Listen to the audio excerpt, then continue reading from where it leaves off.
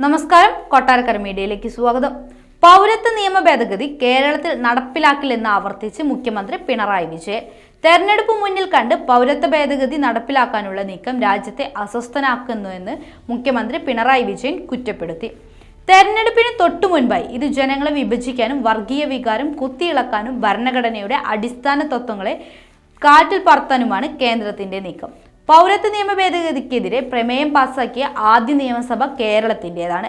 സംസ്ഥാനത്ത് NPR നടപ്പിലാക്കില്ലെന്ന് പ്രഖ്യാപിച്ച സർക്കാരാണ് കേരളത്തിലേത്. പൗരത്വ ഭേദഗതി നിയമം കേരളത്തിൽ നടപ്പിലാക്കില്ല എന്ന് പലവട്ടം സർക്കാർ ആവർത്തിച്ചതാണ്. അതാണ് ഇപ്പോഴും അടിവരയിട്ടു പറയാനുള്ളതെന്നും മുഖ്യമന്ത്രി കൂട്ടിച്ചേർത്തു. മുഖ്യമന്ത്രി പിണറായി വിജയന്റെ പ്രസ്താവനയുടെ പൂർണ്ണരൂപം ഇങ്ങനെ: തെരഞ്ഞെടുപ്പ് മുൻനിർത്തി പൗരത്വ ഭേദഗതി നിയമത്തിന്റെ ചട്ടങ്ങൾ വിജ്ഞാനപാനം ചെയ്ത് കേന്ദ്ര സർക്കാർ നടപടി രാജ്യത്തെ അസ്വസ്ഥമാക്കാനുള്ളതാണ്. ലോക്സഭാ തെരഞ്ഞെടുപ്പ് പ്രഖ്യാപനത്തിന് തൊട്ടു മുൻപാണ് ആഭ്യന്തര മന്ത്രാലയം പൗരത്വ നിയമ ഭേദഗതി സംബന്ധിച്ച വിജ്ഞാനപാനം പുറത്തിറക്കിയിരിക്കുന്നത്. ഇത് ജനങ്ങളെ വിഭജിക്കാനും വർഗീയ വികാരം കുത്തിയിളക്കാനും ഭരണഘടനയുടെ അടിസ്ഥാന തത്വങ്ങളെ തന്നെ കാറ്റിൽ പറത്താനുമുള്ളതാണ്. തുല്യ അവകാശങ്ങളുള്ള ഇന്ത്യൻ പൗരന്മാരെ പല തട്ടുകളാക്കാനുള്ള ഈ നീക്കം ഒറ്റക്കെട്ടായി എതിർക്കപ്പെടണം. സംഘപരിവാറിന്റെ ഹിന്ദുത്വ വർഗീയ അജണ്ടയുടെ ഭാഗമായി മാത്രമേ ഇതിനെ കാണാൻ കഴിയൂ.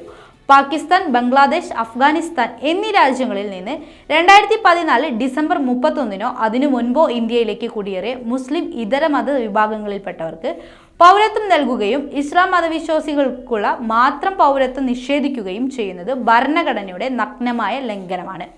മതാടിസ്ഥാനത്തിൽ ഇന്ത്യൻ പൗരത്വത്തെ നിർവചിക്കുകയാണ് ഇത്. മാനവികതയുടെയും രാജ്യത്തിന്റെ പാരമ്പര്യത്തോടും ജനങ്ങളോടുമുള്ള തുറന്ന വെല്ലുവിളിയാണ്. പൗരത്വ നിയമ ഭേദഗതിക്കെതിരെ പ്രമേയം പാസാക്കിയ ആദ്യ നിയമസഭ കേരളത്തിൻ്റെതാണ്. സംസ്ഥാനത്ത് NPR നടപ്പിലാക്കില്ലെന്ന് പ്രഖ്യാപിച്ച സർക്കാരാണ് കേരളത്തിലുള്ളത്. CAA ഭരണഘടനാ വിരുദ്ധത ചൂണ്ടിക്കാട്ടി സുപ്രീം കോടതിയിൽ കേന്ദ്ര സർക്കാരിനെതിരെ സ്യൂട്ട് ഫയൽ ചെയ്യുകയും മഞ്ചേശ്വരം മുതൽ പാറശാല വരെ ദേശീയപാതയിൽ മനുഷ്യച്ചങ്ങല തീർക്കുകയും ചെയ്തു. ജനകീയ പ്രതിഷേധങ്ങളും വിമർശനങ്ങളും കണക്കിലെടുക്കാതെ വർഗീയ അജണ്ട നടപ്പാക്കും എന്ന വാശിയാണ് സംഘപരിവാർ കാണിക്കുന്നത്. മുസ്ലിം ന്യൂനപക്ഷങ്ങളെ രണ്ടാം തര പൗരന്മാരായി കണക്കാക്കുന്ന പൗരത്വ ഭേദഗതി നിയമം കേരളത്തിൽ നടപ്പിലാക്കില്ല എന്ന് പലവട്ടം സർക്കാർ ആവർത്തിച്ചതാണ്.